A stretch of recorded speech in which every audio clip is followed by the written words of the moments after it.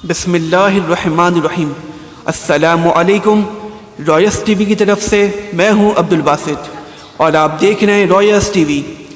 امید کرتا ہوں ویورز آپ سب جہاں بھی ہوں گے وہ خیریت سے ہوں گے۔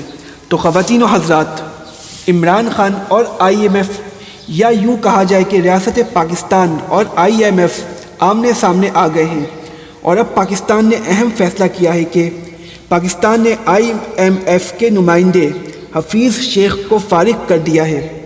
جی ہاں، یہی حفیظ شیخ جو پاکستان کے وزیر خزانہ تھے، اور اصل میں ان کو کہا جائے کہ یہ اکنامک ہیٹ مین بھی تھے۔ دیکھیں، ایک چیز آپ ذہن میں رکھیں کہ حفیظ شیخ عمران خان کی مرضی سے نہیں آئے، وہ ریاست کی مرضی سے آئے ہیں، اور ریاست کی مرضی سے وہ الیکٹ ہوئے تھے وزیر خزانہ۔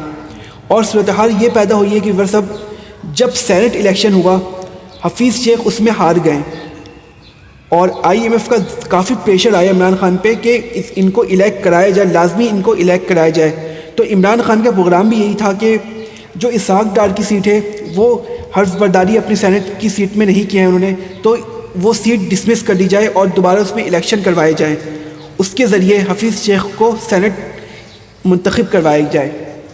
لیکن ورث اب الحمدللہ ایسے معاملات ہو گئے کہ IMF سے پاکستان کو چھٹکارا ملنے والا ہے انشاءاللہ۔ پاسبلٹی یہی کی جا رہی ہے کہ IMF پاکستان کے ساتھ اب تعاون نہیں کرے گا، معاملات کافی خراب ہونے والے ہیں۔ تو اس کے بعد پاکستان کے ساتھ تعاون کون کرے گا؟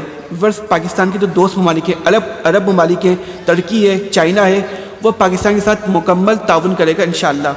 اور ایک طرف سے ورث یہ اچھا بھی ہونے جا رہا ہے کہ پاکستان کا IMF سے چھٹکارا ان کو مل رہا ہے، کیونکہ یہ IMF جو ہے وہ پاکستان کی اب آنے والے دنوں میں ایٹمی اثاثوں کی جو ہیں، پاکستان کے پاس ایٹمی طاقت ہے، اس پہ نظر رکھے گی، اور وہ بھی چاہے گی کہ وہ بھی پاکستان گروی رکھے، کیونکہ انہوں نے IMF کی جو شرط کہی تھی کہ جو ریٹائر ملازمین کی پینشن ختم کر دی جائے، اور جو ان کی جو شرط تھی ورث IMF کی بہت کڑی شرطیں تھیں، اور بھی کئی شرطیں تھیں ان کی جو پاکستان پوری نہیں کر سکتا تھا، یہ کافی سخت شرط تھی۔ انہوں نے کہا تھا کہ اسٹیٹ بینک کو آزاد کر دیا جائے۔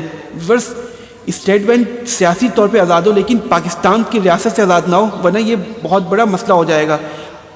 ہم نے دیکھا ورث IMF نے کہا کہ ڈالر کو 165 پہ کر دیا جائے، تو 165 پہ پاکستان نے ڈالر کو کیا، اس کے بعد روپے کی قدر کم ہو گئی، اور اب ڈالر 153 پر آ گیا ہے، لیکن اس کے بعد بھی مہنگائی کم کیوں نہیں ہو رہی ہے؟ یہ دراصل یہ ہمارے جو تاجر حضرات ہیں وہ ایسا کر رہے ہیں کہ مہنگائی ان کی وجہ سے بڑھتی ہے، کیونکہ انہوں نے جب اب ڈالر کم ہے تو آپ مہنگائی کم کریں، لیکن وہ مہنگائی کم نہیں کرتے، ان کی ہٹ ڈرمی ہے یہ کہا جائے تو ایک طرف سے۔ ورث یہ الحمدللہ ایک بہت اچھا سائن ہو رہا ہے کہ پاکستان IMF کی طرف سے چھٹکارا اس کو مل رہا ہے، اور پاکستان آگے کی طرف بڑھے گا انشاءاللہ۔ ہماری دعا یہی کہ اللہ تعالیٰ پاکستان کو ترقی دے، آمین۔ ورث آپ کی اس میں کیا رائے ہے؟ کیا پاکستان IMF کی طرف سے پاکستان کو چھٹکارا مل جائے، یا پاکستان ابھی بھی IMF کا غلام بن کے رہے؟ آپ کی جو بھی رائے آپ ہمیں کمنٹ سیکشن میں بتا سکتے ہیں۔ اگر آپ کو ہماری ویڈیو اچھی لگی ہو تو آپ اسے ضرور سبسکرائب کر لیں۔ Thank you so much.